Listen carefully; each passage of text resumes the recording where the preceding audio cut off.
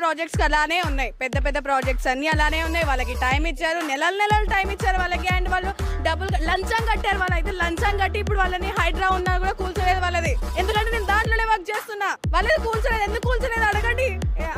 అసలు ఏంటిది అసలు అర్థం కావట్లేదు, అర్థం పడతాం లేకుండా అన్ని చేసేసి వెళ్ళిపోయారు. ఒక గంట టైం ఇవ్వడానికి వాళ్ళకి ఏమొచ్చింది? దీపిక, మీరు అన్నది నిజంగా వాస్తవం. మనం ఇలాంటివి ప్రభుత్వం ఏంటంటే ఇలాంటి కూల్చేయడంలో ప్రజల్ని ఇబ్బంది పెట్టడంలో ఫస్ట్. ఇప్పుడు రోడ్లు ఏమని చెప్పండి, 10 నిమిషాల్లో రోడ్లు వేస్తారేమో నేను చూస్తాను. 10 నిమిషాలు మాకు టైం ఇవ్వలేదు, 10 నిమిషాల్లో రోడ్ వేయలేదు. 10 నిమిషాల్లో ఏదైనా పింఛన్లు ఇవ్వమని చెప్పండి, ఇస్తారేమో నేను అడుగుతాను. ఒక్కటి కూడా చేత కాదు, అలాంటివి ఏవి చేత కాదు వాళ్ళకి. ఇలాంటివి ఏమన్నా ప్రజల్ని ఏడిపిద్దామా, ఇప్పుడు ఏం చేద్దామా అని వాళ్ళు కనిగట్టుకొని కూర్చుంటారు. ఒక గంట అండి, ఎంతో కాదు, ఒక గంట సేపు అడిగాము. 1 అవర్ కూడా టైం ఇవ్వలేదు అసలు. మనుషులేనా అసలు? అనవసరంగా గెలిపించి సచ్చా, నేనే ఓటేసా అడిగిపోయి